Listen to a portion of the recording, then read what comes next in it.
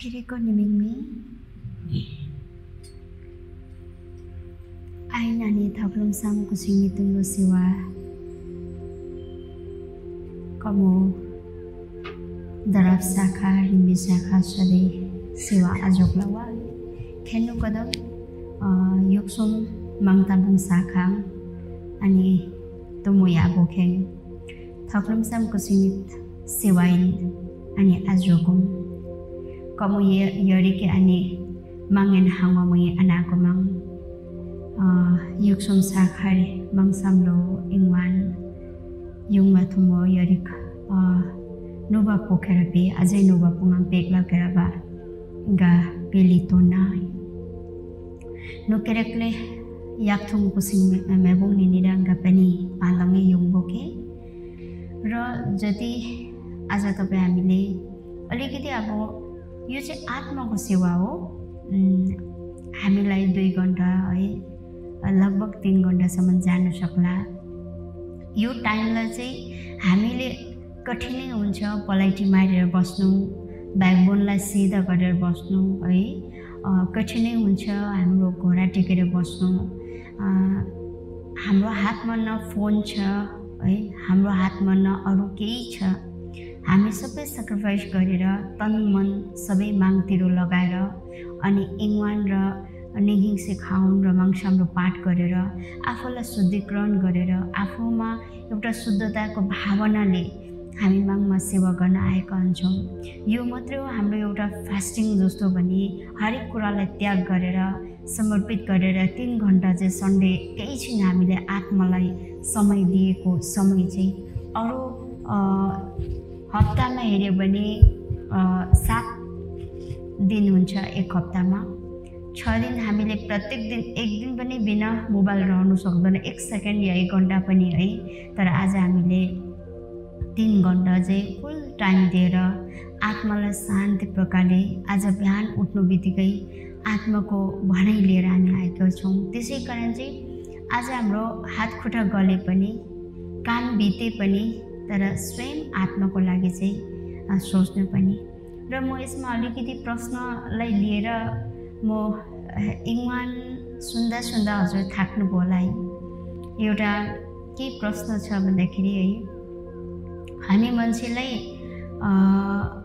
Suppose उदाहरणको रूपमा हामीले मान्छे कति व्यक्तिहरू कितनी प्यासन हुन्छ उनीहरूले के खाना हुँदैन कुन कुरा कति लिमिटसम्म खानुपर्ने अनि उनीहरूले के कुरा र कति समयसम्म सुत्नुपर्ने कति समयमा उठ्नुपर्ने यो एउटा समय डाक्टरबाट बताएको हुन्छ त्यसरी नै हामी हाई प्रेसर जसको बीपी हाई छ है अनि उनीहरू अनि जसको सुगर लेभल हाई छ उनीहरू के खाना हुँदैन कुन कुरा खाना हुन्छ कति समयसम्म मात्र सुत्नुपर्छ कतिवटा लिमिटमा खानेकुरा खानुपर्छ जमिनदेखि मुनिको खानेकुरा हुन्छ हुँदैन प्रत्येक कुरा डाक्टर थ्रुबाट बताएको हुन्छ त्यसरी नै तपाई हामीलाई सिम्पल युमा सामियोको परिवार भएर आज व्हाइट कपडा लगाएका छौं त्यसमा एकदमै सफा राख्नको लागि चाहिँ केहीबाट चाहिँ जोगिनु पर्छ होला तपाई हामी युमा सामियोको परिवार पक्कै यो चाहिँ युमा सामियोको परिवार है टाढैबाट चिनिनुको लागि मान्छेले बुझिनुको लागि हामी चाहिँ केबाट जोगिनु चाहिँ एकदमै आवश्यकता छ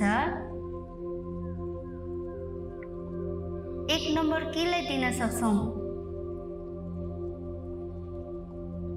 पामासामा है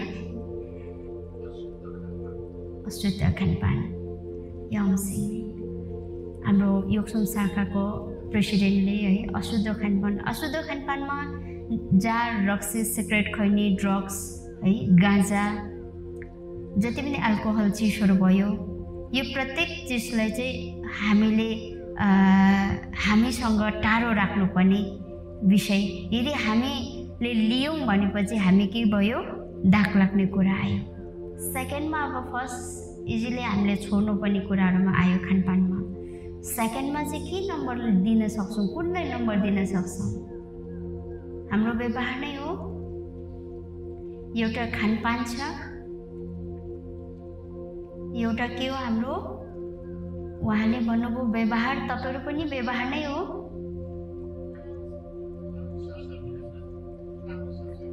अनुशासन, डिसिप्लिन है, अनुशासन। जस्तै अब हाम्रो व्यवहारलाई थटमा राखिदिउँ अलिकति है। अब डिसिप्लिन भन्ने भयो है, एउटा अनुशासन भन्ने भयो। यो अनुशासन विषयमा अलिकति भनौँला।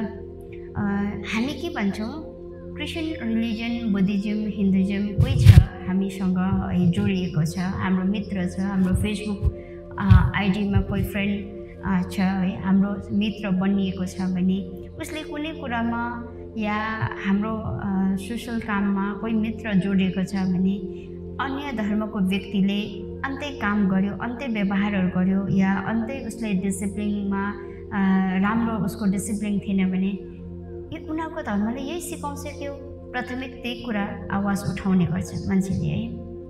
त्यसरी नै तपाईँ हामीमा पनि यो दाग लाग्छ कि लाग्दैन कि हाम्रो डिसिप्लिन छैन भने युमा सामीहरू कम्फारो कुकुसिबा भन्ने आउँछ कि आउँदैन?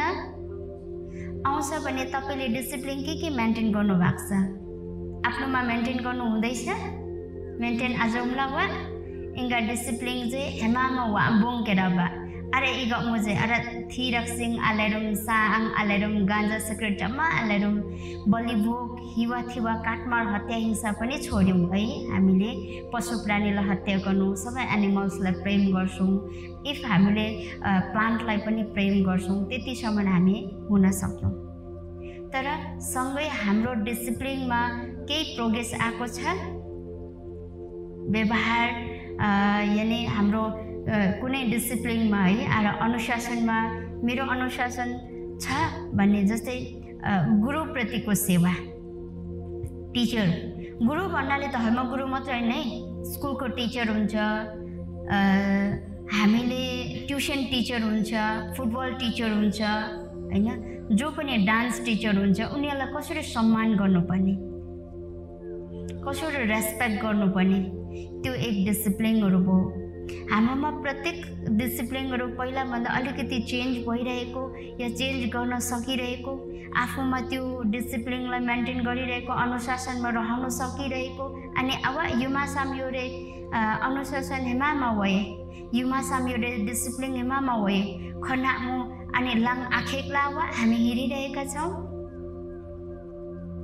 युमा साम्योरे पहिला डिसिप्लिन चाहिँ हेमा वा सबैभन्दा बेसी हाम्रो चाहिँ कपडा लगाइमा, लुगा लगाइमा, सेवामा आउँदाखेरि व्हाइट ड्रेस लगाएर, सेतो चुन्नी लगाएर या स्कार्फ लगाएर, बोइसहरूले पिस प्यान्ट लगाएर है, या कुनै पनि हाम्रो आफ्नो युनिफर्म सेवाको युनिफर्म लगाएर सेवा गर्ने प्राथमिक डिसिप्लिन भयो। र अर्को कुरा के रह्यो भन्दाखेरि हामी आफ्नो मान्छे आफन्तलाई कसरी रेस्पेक्ट गर्नुपर्ने। जस्तै अब उदाहरणको रूपमा साइनो सम्बन्धीको कुरा आयो, यो पनि डिसिप्लिनकै कुरा आयो। त्यसैले गर्दाखेरि चाहिँ हाम्रो साइनो सम्बन्धीलाई पनि कदर गर्नु चाहिँ एउटा डिसिप्लिनको कुरा आयो। जस्तै अहिले के छ भन्दाखेरि काकाको छोरीलाई पनि अँगालो मारेर हिँड्नुपर्ने, त्यो राइट हो? कतिजनाले के हुन्छ भन्दाखेरि मेरो बहिनी हो नि भनेर अँगालो मारिरहेको हुन्छ। चेलीलाई कहाँसम्म हात लगाउँदा र कतिसम्म हामी हात राख्दा ठिक छ? सानो बचपनामा उसलाई अँगालो मार्छौँ, हामी बचपनामा उसलाई काखमा खेलाउँछौँ, त्यो बचपनाको कुरा आयो। तर कुन एजदेखि हाम्रो जुन चेलीहरूलाई हात लगाउनु हुँदैन, उनीहरूसँग हातपातले खेल्नु हुँदैन, त्यो कुराको डिसिप्लिन पनि अलिकति युमा साम्यमा रहे चाहिँ हामी चेली र माइतीको साइनो पनि अलिकति हामी चिन्न सक्छौँ। अनि चेली माइती भन्नाले 3 पुस्ता रहेको छ, त्यो 3 पुस्तालाई पनि हामी कदर गर्नुपर्ने छ है। त्यसरी नै हामी डिसिप्लिनको कुरामा हरेक कुराहरू रहन्छ। तपाईँहरूको पनि आफ्नो अनुभवमा भएको कुरालाई राख्न सक्नुहुन्छ।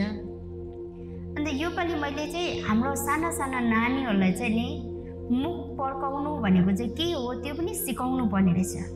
मुख पर्काउनु भनेको चाहिँ ज्वाप लाग्नु भनेको नि। अनि गर केने क्यामेरा के फ्याक्कुबी भन्छ नि, मुख पर्काउँछौ भन्छ नि शुभबाट।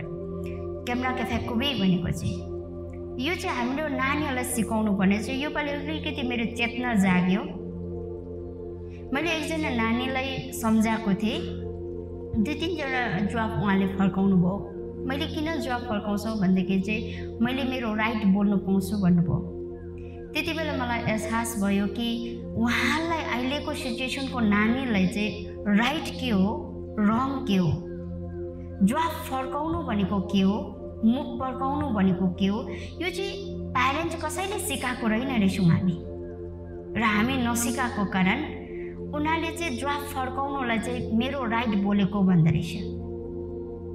पहिला मेरो आमाले के संस्कार सिकायो भन्दाखेरि, सपोज उहाँले मलाई काम अराउनु भयो, पानी असार्नु जानु भन्नुभयो, त्यति बेला चाहिँ मैले भने आमा म गर्दिनँ, दिदीलाई पठाउनु न भन्दाखेरि क्यामेरा के फ्याक्कु भनेर अगुल्ठोले हिर्काउनु कोसिस गर्थ्यो, या चिम्टाले या दाबिलोले है, कुनै न कुनै उहाँले लट्ठी लिएर हिर्काउने गर्थ्यो।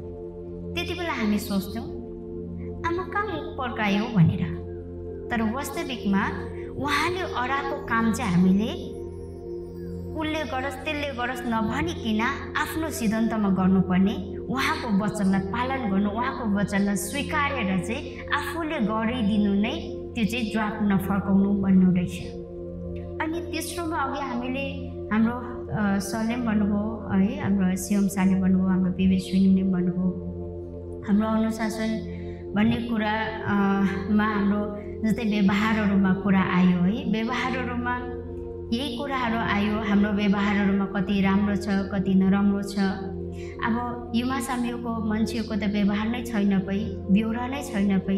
यिनीहरूको त चोर्ने व्यवहार, यिनीहरूको ढाँट्ने व्यवहार, यिनीहरूको बाँकी लगेर नतिर्ने व्यवहार, यिनीहरूको मान्छेको बुढालाई पल्टाउने व्यवहार, यिनीहरूको युवा साम्यमा अरू धर्म रिलिजनलाई मिसगाइड गर्ने व्यवहार, यिनीहरूको व्यवहार छ चुक्ली गर्ने व्यवहार, हरेक प्रकारको शब्द रहन्छ।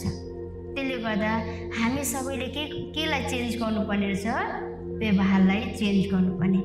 त्यसैले गर्दाखेरि अब चौथोमा छ तपाईँ हामीले के चाहिँ सबैभन्दा इम्पोर्टेन्ट हाम्रोमा चेन्ज हुनु जरुरी लाग्यो तपाईँको अन्दाजबाट, तपाईँले देख्नु भएको हाम्रोमा कमी भइरहेकोबाट चाहिँ मासु वा बाँकी ल म एउटा भन्छु ल, तपाईँले नराखेकोमा हामी छुटाउँछौँ नि।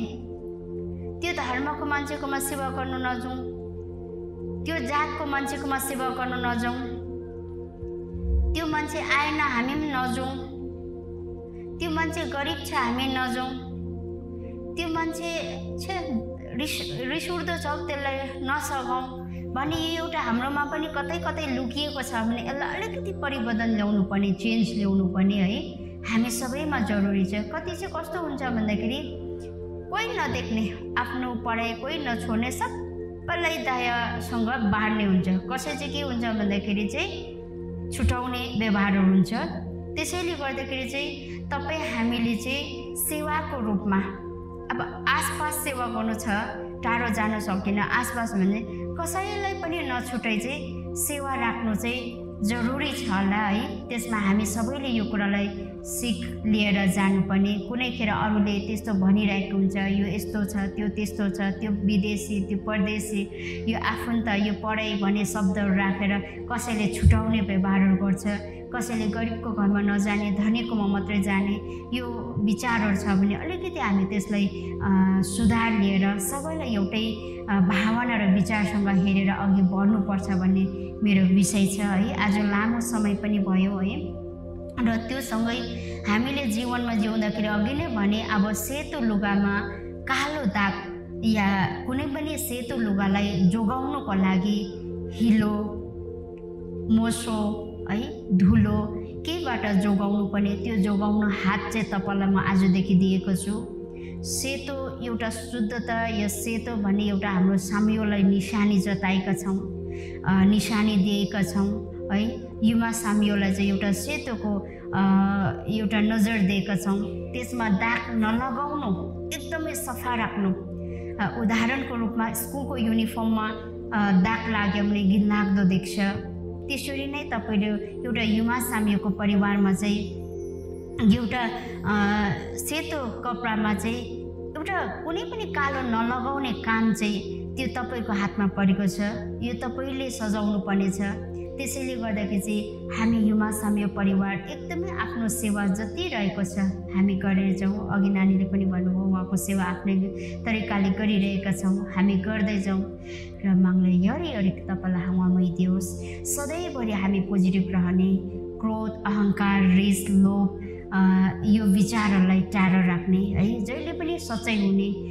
त्यसो भन्दै माग्दै यरी मुयाबिर आफालेसँग आइतो मागतम केला आजोम थ्याम्देर यहाँ मलाई नोबला म लाङ्खे माउर र साना साना नानीहरूलाई चाहिँ राम्रो संस्कारहरू सिकाउने प्यारेन्ट्सहरूले एउटा जिम्मेवार साम्यद्वारा पनि अनि पाठशालाबाट पनि जसैबाट पनि हामी कोसिस गर्ने निम्ति यहाँ